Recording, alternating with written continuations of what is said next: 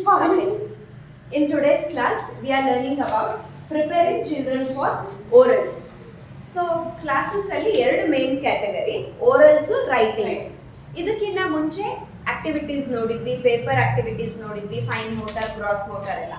So after that stage ಅಂದ್ರೆ fine motor, gross motor ಎಲ್ಲ ಆದ್ಮೇಲೆ ನೆಕ್ಸ್ಟ್ ಇಂಪಾರ್ಟೆಂಟ್ ಇಸ್ ಓರಲ್ಸ್. ಓರಲ್ಸ್ ಅನ್ನೋದು ರೈಟಿಂಗ್ ಗಿಂತ ಮುಂಚೆ ಬರೋಂಥದ್ದು ಅಂಡ್ ರೈಟಿಂಗ್ ಸ್ಟಾರ್ಟ್ ಆದ್ಮೇಲೆ ಓರಲ್ಸ್ ಕಂಟಿನ್ಯೂ ಆಗೋವಂಥದ್ದು. ಓಕೆನಾ? Orals is a skill, not test. ಅಂದ್ರೆ ನಾವೇನ್ ಮಕ್ಳಿಗೆ ಓರಲ್ ಟೆಸ್ಟ್ ಅಂತ ಮಾಡ್ತೀವಲ್ಲ, ಅದು later part. But starting orals ಹೇಳ್ಕೊಡೋವಾಗ ಅದೊಂದು ಸ್ಕಿಲ್. ಅಂದ್ರೆ ಎಲ್ಲಾ ಮಕ್ಕಳು ಓರಲ್ಸ್ ಅಲ್ಲಿ ಚೆನ್ನಾಗಿರ್ತಾರೆ ಅಂತ ಇಲ್ಲ. ಕೆಲವೊಂದು ಮಕ್ಳಿಗೆ ಸ್ಪೆಲ್ಲಿಂಗ್ಸ್ ಕೇಳಿ ಬರೆಯಕ್ ಬರ್ತಾ ಇರತ್ತೆ, ಹೇಳಕ್ ಬರಲ್ಲ. ಓಕೆನಾ? ಹಾಗಂತ ಅವ್ರು ಹೇಳಿಲ್ಲ ಅಂದ್ರೆ ಅವ್ರಿಗೆ ಬರಲ್ಲ ಅಂತ ಅಲ್ಲ. ಹಾಗಾಗಿ ಓರಲ್ಸ್ ಅನ್ನೋಂಥದ್ದು ಒಂದು ಸ್ಕಿಲ್ಲು, ಅದು ಒಂದು ಟೆಸ್ಟ್ ಅಲ್ಲ ಮಕ್ಕಳಿಗೆ ಅಂತ ಹೇಳ್ತೀವಿ. ಸೊ ಓರಲ್ಸ್ ಚೆನ್ನಾಗಿರ್ಬೇಕು ಅಂದ್ರೆ ಮಕ್ಕಳಲ್ಲಿ ಏನೇನು ಇರಬೇಕು ಅಂತ. So child must have vocabulary exposure. Orals ಅಂದ್ರೇನು? ಮಾತಿನ ಮೂಲಕ ಅವ್ರು ಹೇಳೋ ಅಂಥದ್ದು. ಮಾತಿನ ಮೂಲಕ ಅವ್ರು ಏನಾರು ಹೇಳಬೇಕು ಅಂದ್ರೆ ಅವ್ರಿಗೆ ಫಸ್ಟ್ ಆ ವೊಕ್ಯಾಬುಲರಿ ಇರಬೇಕಲ್ಲ. ವೊಕ್ಯಾಬುಲರಿ ಅಂದ್ರೇನು? ವರ್ಡ್ಸ್. ಯಾವ ರೀತಿ ವರ್ಡ್ಸ್ ಯೂಸ್ ಮಾಡಬೇಕು.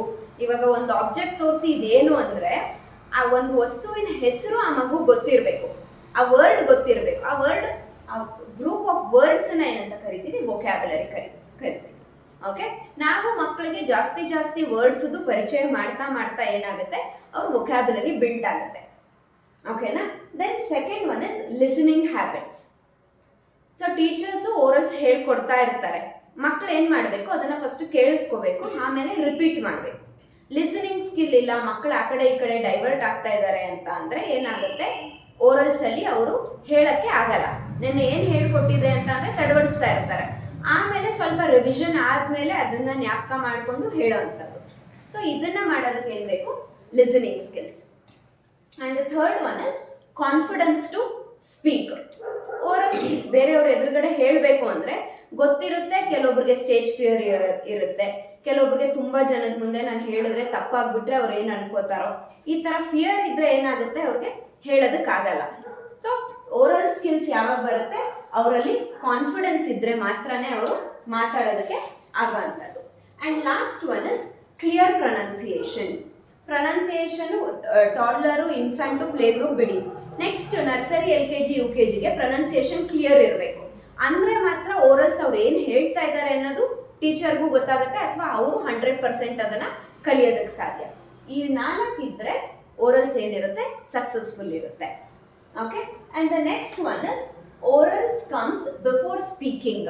ಅಂದ್ರೆ ಓರಲ್ ಅಂತ ಅಂದ್ರೆ ಇಲ್ಲಿ ಒಂದೊಂದು ವರ್ಡ್ ಸ್ಟಾರ್ಟ್ ಆಗುವಂಥದ್ದು. ಓಕೆನಾ? ಓರಲ್ಸ್ ಮಕ್ಕಳು ಕತೆ ಪುರಾಣನೇ ಹೇಳಬೇಕು, ಫುಲ್ ರೈಮ್ಸ್ ಹೇಳಬೇಕು, ಅಥವಾ ಸ್ಟೋರಿ ಹೇಳಬೇಕು ಅಂತ ಅಲ್ಲ. ವಾಟ್ ಇಸ್ ದಿಸ್ ಅಂತ ಅಂದ್ರೆ, ಅಥವಾ ವಾಟ್ ಇಸ್ ಯುವರ್ ನೇಮ್ ಅಂದ್ರೆ, ಯಾವ ಮಕ್ಕಳು ಮೈ ನೇಮ್ ಇಸ್ ಅಂತಾನೆ ಕಲಿಯಕ್ಕೆ ಸ್ಟಾರ್ಟ್ ಮಾಡಲ್ಲ. ಬರೀ ಏನ್ರಿಂದ ಸ್ಟಾರ್ಟ್ ಮಾಡ್ತಾರೆ, ಹೆಸರು ಮಾತ್ರ ಹೇಳ್ತಾರೆ. ಮೈ ನೇಮ್ ಇಸ್ ರಾಹುಲ್ ಆ ಥರ ಹೇಳಲ್ಲ. ವಾಟ್ ಇಸ್ ಯುವರ್ ನೇಮ್ ಅಂದ್ರೆ ಬರೀ ರಾಹುಲ್ ಅಂತ ಕಲ್ತಿರ್ತಾರ ಅವ್ರು. ಓಕೆನಾ?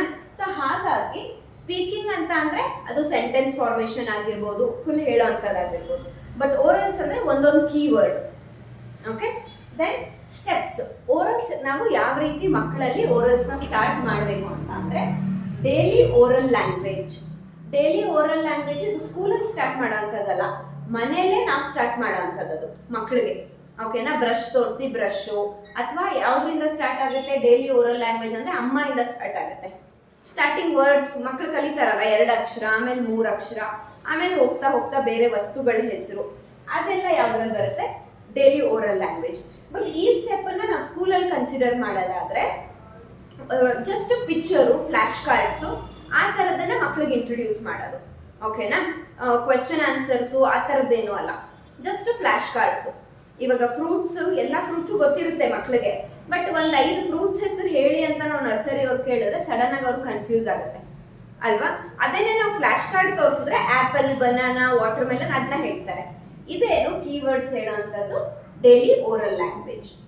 Then second step is structured oral practice. ಇದು ತುಂಬಾ ಇಂಪಾರ್ಟೆಂಟ್ ಸ್ಕೂಲಲ್ಲಿ. ಅಂದ್ರೆ ನೆನ್ನೆ ಹೇಳಿದ್ವಲ್ಲ, ಸರ್ಕಲ್ ಟೈಮ್ ರೂಟೀನ್ ಏನು ಫಾಲೋ ಮಾಡ್ತೀವಿ. ಸೊ ಅದೇನಿರುತ್ತೆ, ಏನಾದ್ಮೇಲೆ ಏನ್ ಕೇಳ್ತಾರೆ ಅಂತ ಮಕ್ಕಳು ಮೈಂಡಲ್ಲಿ ಸೆಟ್ ಆಗ್ಬಿಟ್ಟಿರ್ತಾರೆ. 1 ವೀಕು 2 ವೀಕ್ಸ್ಗೆ ನಾವು ಒಂದು ಟೈಮ್ ಟೇಬಲ್ ಹಾಕೊಟ್ಬಿಟ್ರೆ ಮಕ್ಕಳ ಮೈಂಡಲ್ಲಿ ಓಕೆ, ಸ್ಕೂಲ್ಗೆ ಹೋಗಿದ ತಕ್ಷಣ ಸರ್ಕಲ್ ಟೈಮು, ನೀವು ಒಂದಿನ ಏನೋ ಬೇರೆ ಸೆಲೆಬ್ರೇಷನ್ ಇದೆ ಅಂತ ಅದನ್ನ ಮಾಡಿಸ್ಬೇಡಿ.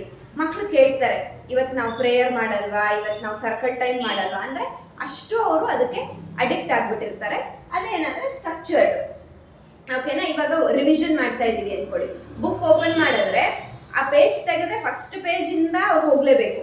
ನೀವು ಕೆಲವೊಂದ್ಸತಿ ಮಧ್ಯದ ಏನಾರ ಕೇಳಿ ಅವ್ರಿಗೆ ಹೇಳಕ್ ಗೊತ್ತಾಗಲ್ಲ, ಯಾಕಂದ್ರೆ ಆ ಸ್ಟ್ರಕ್ಚರ್ ಇಂದ ಅವರು ರೂಢಿ ಆಗ್ಬಿಟ್ಟಿರ್ತಾರೆ. ರೈಮ್ಸ್ ಲೈನ್ ಆಗಿ ಒಂದು 10 ರೈಮ್ಸ್ ಹೇಳ್ತಾರೆ, ಫಸ್ಟು ಸೆಕೆಂಡು ಆ ಆರ್ಡರೇ ಅವ್ರ ತಲೆಯಲ್ಲಿ ಇರುತ್ತೆ.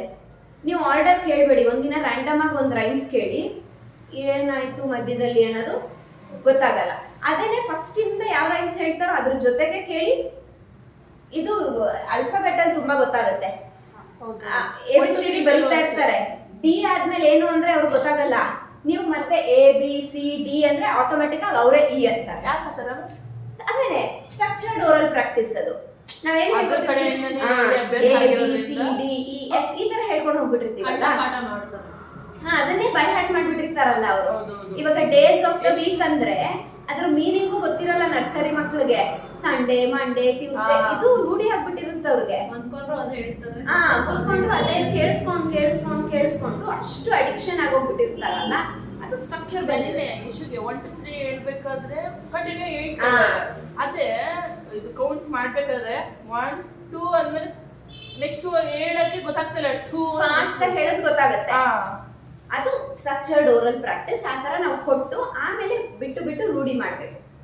ಅದೇ ತರ ಹೇಳ್ಕೊಟ್ಟು ರೂಢಿ ಮಾಡ್ಬೇಕು. ಆಮೇಲೆ ಮಧ್ಯದಲ್ಲೂ ಕೇಳ್ಬೇಕು ನಾವು ಇದ್ಯಾವುದು ಅಂತ. ನಾವೇನ್ ಮಾಡ್ತೀವಿ ಅಂದ್ರೆ ಬರೀ A to Z ಬರ್ಸೋದ್ ಮಾತ್ರ ಫೋಕಸ್ ಮಾಡ್ತಾ ಇರ್ತೀವಿ. ಇವಾಗ ABCD ಆದ್ಮೇಲೆ ಮಧ್ಯದಲ್ಲಿ ಬರೀ C ಬರ್ದು ವಾಟ್ ಇಸ್ ದಿಸ್ ಆ ತರದ್ದು ನಾವು ಟೆಸ್ಟ್ ಮಾಡ್ತಾ ಇರ್ಬೇಕು. ಬಟ್ ನಾವು Z ಆಗೋವರೆಗೂ ಅದ್ರ ಕಡೆ ಫೋಕಸ್ಸೇ ಮಾಡಿರಲ್ಲ.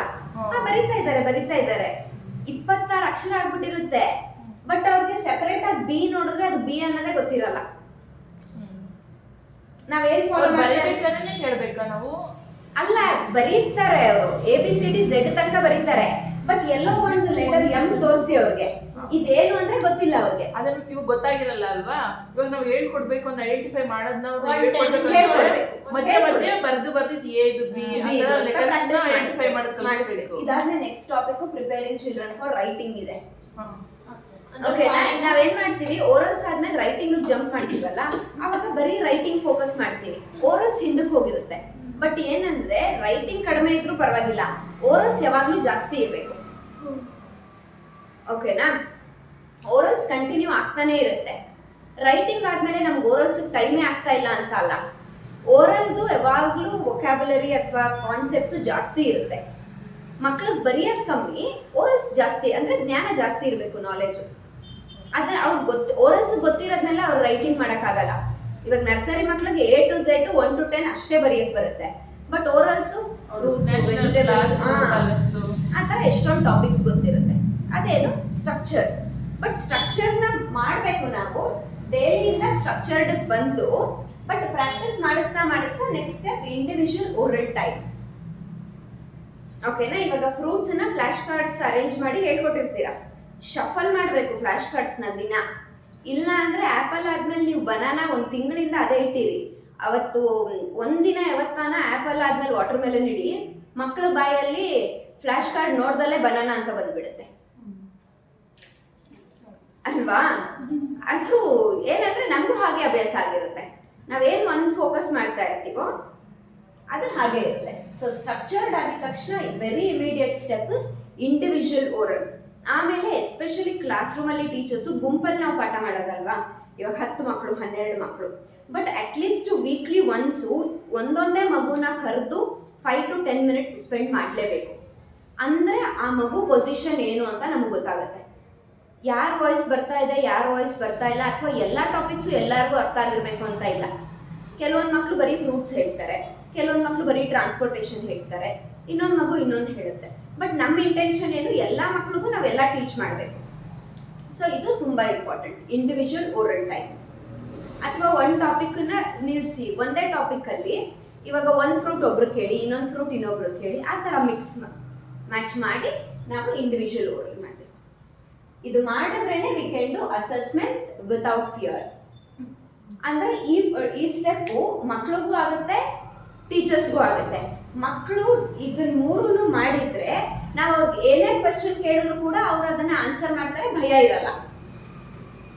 ಇವಾಗ ಕೆಲವೊಂದು ಟೇಬಲ್ಸ್ ನಾವು ನಂಬರ್ಸು ಎಲ್ಲ ಸ್ಟಾರ್ಟ್ ಮಾಡಿದಾಗ LKG UKG ಅವ್ರ ಟೇಬಲ್ಸ್ ಇರುತ್ತಲ್ಲ, ಟೇಬಲ್ಸ್ ರ್ಯಾಂಡಮ್ ಆಗಿ ಹೇಳ್ಕೊಟ್ಟಿರ್ತೀವಿ ನಾವು, ಗ್ರೂಪಲ್ಲಿ ಹೇಳ್ತಾ ಇರ್ತಾರೆ. ಒಂದೊಂದೇ ಮಗು ನಿಲ್ಸಿ ಕೇಳಿ, ಒಂದು ಮಕ್ಳು ಗೊತ್ತಿರುತ್ತೆ, ಒಂದು ಮಕ್ಳು ಗೊತ್ತಿರಲ್ಲ. ನಾವು ಆ ಥರ ಪ್ರಾಕ್ಟೀಸ್ ಮಾಡಿಸಿದ್ರೆ ಅವ್ರೇನು ಮಾಡ್ತಾರೆ, ಕೆಲವೊಂದು ಮಕ್ಳು ಭಯ ಇರಲ್ಲ, ಯಾಕಂದ್ರೆ ಮನೇಲೂ ಕಲ್ತಿರ್ತಾರೆ. ಅದು ಅಸೆಸ್ಮೆಂಟ್ ವಿತೌಟ್ ಫಿಯರ್. ಇನ್ನು ಕೆಲವೊಂದು ಮಕ್ಳಿಗೆ ಏನಾಗುತ್ತೆ, ಅಯ್ಯೋ ನೆಕ್ಸ್ಟ್ ನನ್ನ ಕೇಳ್ತಾರೆ, ನಂಗೆ ಬರಲ್ಲ ಏನ್ ಬೈತಾರೆ ಅನ್ನೋದು ಭಯ ಇರುತ್ತೆ. ಆಮೇಲೆ ಟೀಚರ್ಸ್ ಈ ಮೂರು ಇದ್ರೆ ಸೊ ಮಗು 100% ಮಾಡೇ ಮಾಡುತ್ತೆ ಅನ್ನೋ ಕಾನ್ಫಿಡೆನ್ಸ್ ಟೀಚರ್ಸ್ಗೂ ಇರುತ್ತೆ. ಮಗುಗಿಂತ ನಮ್ದು ಅನುಭವ ಆಗಿರುತ್ತೆ ನೆಕ್ಸ್ಟ್ ಇದು ಪ್ರಿಪೇರಿಂಗ್ ಚಿಲ್ಡ್ರನ್ ಫಾರ್ ಓರಲ್ಸ್. ಇದರ continuation preparing children for writing. So order ಯಾವ ಥರ ಅಂದರೆ, ಫಸ್ಟು ಮಕ್ಕಳಿಗೆ fine motor, gross motor, activities ಅದೆಲ್ಲ ಅಂದರೆ ಸ್ಕೂಲ್ ಕಂಟಿನ್ಯೂ ಆಗಬೇಕಲ್ಲ, ನಮ್ಮ ಟೈಮ್ ಟೇಬಲ್ ಕಂಟಿನ್ಯೂ ಆಗಬೇಕು. ಸೊ ಸರ್ಕಲ್ ಟೈಮ್ ಮಾಡಿದ್ವಿ, ಸರ್ಕಲ್ ಟೈಮ್ ಆದಮೇಲೆ ಓರಲ್ಸ್ ಮಾಡಿದ್ವಿ. ರೈಟಿಂಗು ಇನ್ನೇನು ಜಾಸ್ತಿ ಟಾಪಿಕ್ಸ್ ಇಲ್ಲ, ಎಷ್ಟು ಕ್ಲಾಸ್ 12 ಕ್ಲಾಸಸ್ ಇರ್ಬೋದು. ಅಂದರೆ ಪ್ರಾಕ್ಟಿಕಲ್ ಇದು ನಾವು ಇಂಪ್ಲಿಮೆಂಟ್ ಮಾಡೋ ಅಂಥದ್ದು. ಏನಾದರೂ ಡೌಟ್ಸ್ ಇದೆಯಾ ಇದರಲ್ಲಿ, ಅಥವಾ ಇನ್ನೇನಾರ ಇನ್ಕ್ಲೂಡ್ ಮಾಡ್ಬೋದಾ ಓರಲ್ಸಲ್ಲಿ? ಈ ಸ್ಟೆಪ್ ಫಾಲೋ ಮಾಡಬೇಕು. ಅಂದರೆ ಮಾಡ್ತಾ ಇರ್ತೀವಿ ನಾವು, ಬಟ್ ಇದು ಹೀಗೆ ಅನ್ನೋದು ನಮ್ಗೆ ಗೊತ್ತಿರಲ್ಲ ಅಲ್ವಾ? ಇದನ್ನ ಎಲ್ಲರೂ ಫಾಲೋ ಮಾಡ್ತಾರೆ, ಯಾರೇನು ಸ್ಟಾರ್ಟಿಂಗು ಅಸೆಸ್ಮೆಂಟ್ ಮಾಡಲ್ಲ ಅಥವಾ ಸ್ಟ್ರಕ್ಚರ್ಡ್ ಮಾಡಲ್ಲ, ಎಲ್ಲರೂ ಹೋಗೋದು ಇದೇ ಆರ್ಡರಲ್ಲೇ. ಬಟ್ ಇದಕ್ಕೆ ಈ ಥರ ಆರ್ಡರ್ ಇದೆ ಅನ್ನೋದು ನಮಗೆ ಇದು ಓದ್ದಾಗ ಗೊತ್ತಾಗುತ್ತೆ ಅಷ್ಟೇ. ಮೇಡಮ್ ಅವ್ರು ಕಂಠಪಾಠ ಮಾಡ್ತಾ ಇರ್ತಾರೆ, ಅವ್ರನ್ನ ಯಾವ ತರ ತಪ್ಪಿಸಿ ನಾವು ಇಂಡಿವಿಜುವಲ್ ಓರಲ್ ಮಾಡ್ಬೇಕು ಮಕ್ಕಳುಗಳಿಗೆ? ಅದೇನೆ ಕ್ರಾಸ್ ಕ್ವೆಶ್ಚನ್ಸ್ ಕೇಳಬೇಕು. ಕ್ರಾಸ್ ಕ್ವಶನ್ ಕೇಳಕ್ಕೆ ಅವರು ಒಂದ್ ಕಡೆ ಕುತ್ಕೊಳ್ಳೋ ತರ ಯಾವ ತರ ಮಾಡ್ಬೇಕು ಮೇಡಮ್? ಕ್ವೆಶ್ಚನ್ಸ್ ಯಾವುದೇ ಟಾಪಿಕ್ ಸ್ಟಾರ್ಟ್ ಮಾಡಿದ್ರು, ಇವಾಗ ಫಾರ್ ಎಕ್ಸಾಂಪಲ್ ಫ್ರೂಟ್ಸ್ ಎಲ್ಲರಿಗೂ ಇಷ್ಟ ಆಗಿರೋ ಟಾಪಿಕ್ ಅದು, ಓಕೆನಾ? ಫ್ರೂಟ್ಸ್ ಫ್ಲಾಶ್ ಕಾರ್ಡ್ ತೋರಿಸ್ತೀರಾ, ಓಕೆನಾ? ಇವಾಗ ನರ್ಸರಿ ಅವ್ರಿಗೆ ಮಾಡ್ತಾ ಇದ್ದೀರಾ ಅಂದರೆ ಕಲರ್ಸ್ ಕೇಳಿ ಅವ್ರಿಗೆ, ಯಾಕಂದರೆ ಆ ಮಕ್ಕಳಿಗೆ ಇನ್ನೇನು ಗೊತ್ತಾಗಲ್ಲ ಜಾಸ್ತಿ. ಕಲರ್ಸ್ ಕೇಳಿ.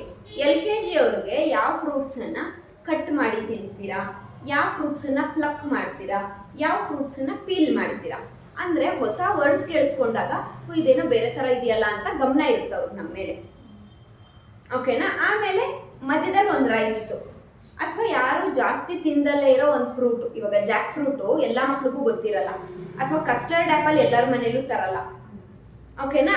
ಆ್ಯಪಲ್ಲು ಬನಾನಾ ಕಾಮನ್, ಅದರಿಂದ ನಾವು ಇಂಟ್ರೊಡ್ಯೂಸ್ ಮಾಡಬಾರ್ದು. ಈ ಥರ custard apple, Jack fruit, lychee, ಈ ಥರದ ಫ್ರೂಟು, ಹೌದಾ ಈ ಥರ ಒಂದು ಫ್ರೂಟ್ ಇದೆಯಾ, ಕ್ಲಾಸ್ ರೂಮಲ್ಲಿ ಯಾರೋ ಒಬ್ಬರು ಇಬ್ಬರು ತಿಂದಿರ್ತಾರೆ, ಅವರು ಕೈ ಎತ್ತದ್ ನೋಡಿ ಬೇರೆ ಮಕ್ಕಳು ನಾವು ಅವ್ರ ಗಮನ ಎಲ್ಲೋಗುತ್ತೆ ಅಂದರೆ ನಾನು ಈ ಫ್ರೂಟ್ ತಗೋಬೇಕು, ತಿನ್ನಬೇಕು, ಇದು ಯಾವ ಥರ ಇರುತ್ತೆ, ಇದ್ರ ಕಡೆಗೆ ಹೋಗುತ್ತೆ. ಆಮೇಲೆ ಕಲರ್ಸ್ ಡೈವರ್ಟ್ ಮಾಡಿ, ಕಲರ್ಸ್ ಕೇಳಿ. ಆಮೇಲೆ ನೆಕ್ಸ್ಟ್ ಕ್ಲಾಸ್ ಅವ್ರಿಗೆ ಕಟ್ಟು, ಪೀಲು, ಪ್ಲಕ್, ಹಣ್ಣನ್ನು 3 ಥರ ಬೇಕು, ಕಟ್ ಮಾಡಬೇಕು, ಇಲ್ಲ ಸಿಪ್ಪೆ ತೆಗಿಬೇಕು, ಇಲ್ಲ ಪ್ಲಕ್ ಮಾಡಬೇಕು. ಅವ್ರಿಗೆ ಒಂದೊಂದೇ ಎಕ್ಸಾಂಪಲ್ ಕೊಡಿ ಅವ್ರಿಗೆ. ಆ್ಯಪಲ್ ಕೊಡಿ, ಆ್ಯಪಲ್ ಹೇಗೆ ತಿಂತೀರಾ ಅಂತ ಯೋಚನೆ ಮಾಡೋಕ್ಕೆ ಸ್ಟಾರ್ಟ್ ಮಾಡ್ತಾರೆ ಅವರು.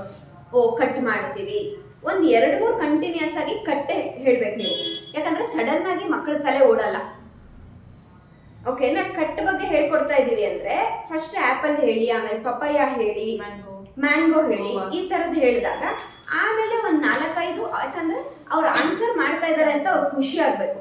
ಅವ್ರು ಖುಷಿ ಆದ್ರೇ ಅವ್ರು ನೆಕ್ಸ್ಟ್ ಆನ್ಸರ್ ಮಾಡೋಕ್ಕಾಗುತ್ತೆ. ಕಟ್ ಮಾಡ್ತೀರಾ, ಹಾಗಂದ್ರೆ ಬನಾನಾ ಏನು ಮಾಡ್ತೀರಾ ಅಂತ ಕೇಳಿ. ಅವರು ಜೋಶಲ್ಲಿ ಇರ್ತಾರಲ್ಲ, ಎಷ್ಟೊಂದು ಆನ್ಸರ್ ಕಟ್ ಅಂತಾನೆ ಬಂದಿರುತ್ತೆ, ಬಟ್ ಆಮೇಲೆ ಅವ್ರಿಗೆ ಯೋಚನೆ ಮಾಡಕ್ಕೆ ಹೇಳಿ, ಏನು ಕಟ್ ಮಾಡ್ತೀವಿ, ಸಿಪ್ಪೆ ತೆಗಿತೀವಲ್ವಾ, ಸೊ ಇದು ಪೀಲ್. ಮತ್ತೆ ಯಾವ್ಯಾವ ಫ್ರೂಟ್ಸ್ ಈ ಥರ ಮಾಡ್ತೀರಾ. ನೆಕ್ಸ್ಟ್ ಕ್ಲಾಸ್ ಅವ್ರಿಗೆ ಸೀಡ್ಸ್, UKG ಅವ್ರಿಗೆ ನಂಬರ್ ಆಫ್ ಸೀಡ್ಸು, ಮ್ಯಾಂಗೋ ಒಳಗಡೆ ಸೀಡ್ ಎಷ್ಟಿದೆ, ಮ್ಯಾಂಗೋದು ಸಡನ್ ಆಗಿ ಅವ್ರಿಗೆ ಅದು ಸೀಡ್ ಅಂತಾನೆ ಗೊತ್ತಿರಲ್ಲ, ದಪ್ಪ ಇರುತ್ತಲ್ಲ ಅದು. ಸೊ ಅದಕ್ಕೆ ನಾವು ಸೀಡ್ಸ್ ಬಗ್ಗೆ ಹೇಳ್ಕೊಡೋವಾಗ ವಾಟರ್ ಮೆಲನ್ ಇಂದ ಸ್ಟಾರ್ಟ್ ಮಾಡಬೇಕು. ವಾಟರ್ ಮೆಲನ್ ಕಟ್ ಮಾಡಿದಾಗ ಬ್ಲ್ಯಾಕ್ ಸೀಡ್ಸ್ ಇರುತ್ತಲ್ಲ, ಒಂದಿರುತ್ತಾ ಜಾಸ್ತಿ ಇರುತ್ತಾ? ವಾಟರ್ ಮೆಲನ್ ಸೀಡ್ಸು ಎಲ್ಲ ಮಕ್ಕಳು ನೋಡಿರ್ತಾರೆ. ಪಪ್ಪಾಯದಲ್ಲಿ ಇವಾಗ ಸೀಡ್ಸೇ ಬರ್ತಾ ಇಲ್ಲ, ಸೊ ಪಪ್ಪಾಯ ಎಕ್ಸಾಂಪಲ್ ಕೊಟ್ರೆ ಕೆಲವೊಂದು ಮಕ್ಳು ಗೊತ್ತಾಗಲ್ಲ, ಸೀಡೇ ಇಲ್ಲ ಅಂದ್ಬಿಡ್ತಾರೆ. ನಿಜ, ಇರಲ್ಲ ಸೀಡ್ಸ್. ಸೊ ಹಾಗಾಗಿ ಆಮೇಲೆ ಆ್ಯಪಲ್ ಅಲ್ಲೂ ಚಿಕ್ಕ ಚಿಕ್ಕದ್ ನೋಡಿರ್ತಾರೆ. ಸೊ ಒನ್ ಇರುತ್ತಾ ಸಿಕ್ಕಾಪಟ್ಟೆ ಇರುತ್ತಾ, ಅವಾಗ ಏನ್ ಗೊತ್ತಾಗುತ್ತೆ ಅವ್ರಿಗೆ, ಒನ್, ಫ್ಯೂ, ಮೆನಿ. ಆಮೇಲೆ ಮ್ಯಾಂಗೋ ಇಂಟ್ರೊಡ್ಯೂಸ್ ಮಾಡಿ. ಮ್ಯಾಂಗೋಲಿ ಇರುತ್ತಲ್ಲಪ್ಪ ದೊಡ್ಡದು ಒಂದೇ ಇರುತ್ತೆ ಅದರಲ್ಲಿ, ಸೊ ಅದು ಒನ್ ಸೀಡ್. ಆ್ಯಪಲ್ ಅಲ್ಲಿ 2-3 ಇರುತ್ತೆ, ಫ್ಯೂ ಸೀಡ್ಸ್. ವಾಟರ್ ಮೆಲನ್ ಅಲ್ಲಿ ಜಾಸ್ತಿ ಇರುತ್ತೆ, ಮೆನಿ ಸೀಡ್ಸ್. ಆವಾಗ ಅವ್ರಿಗೆ ವೊಕ್ಯಾಬ್ಯುಲರಿ ಇಂಗ್ಲಿಷು ಬರುತ್ತೆ. ಒನ್ ಅಂದ್ರೆ ಮೀನಿಂಗು, ಫ್ಯೂ ಅಂದ್ರೆ ಮೀನಿಂಗು, ಮೆನಿ ಅಂದ್ರೆ ಮೀನಿಂಗು. ಓಕೆನಾ? ಈ ರೀತಿ ಇಂಟ್ರೊಡ್ಯೂಸ್ ಮಾಡ್ಬೇಕು. ಆಮೇಲೆ ಅದರಲ್ಲೇ ನೆಕ್ಸ್ಟ್ ಡೇ ಕ್ವೆಶನ್ಸ್ ಕೇಳಕ್ ಸ್ಟಾರ್ಟ್ ಮಾಡ್ಬೇಕು. ದೊಡ್ಡ ಫ್ರೂಟ್ ಯಾವುದು? ನಾವು ಯಾವ ರೀತಿ ಮಿಕ್ಸ್ ಆ್ಯಂಡ್ ಮ್ಯಾಚ್ ಮಾಡಿ ಮಾಡಿ ಕೇಳ್ತೀವೋ ಅಷ್ಟು ಅವ್ರಿಗೆ ವೊಕ್ಯಾಬ್ಯುಲರಿ ಜಾಸ್ತಿ ಆಗುತ್ತೆ. ನಾವು ದಿನಾ ಕೇಳಿದ್ದನ್ನೇ ಕೇಳ್ತಾ ಇದ್ರೆ ಬೋರ್ ಆಗುತ್ತೆ ಅವ್ರಿಗೆ. ಮತ್ತೆ ಮಕ್ಕಳುಗಳು ಗ್ರೂಪಲ್ಲಿ ಕುತ್ಕೊಂಡಾಗ 14 ಜನ 12 ಜನ ಹೇಳ್ತಾ ಇರ್ತಾರೆ ರೈಮ್ಸ್ ಎಲ್ಲ.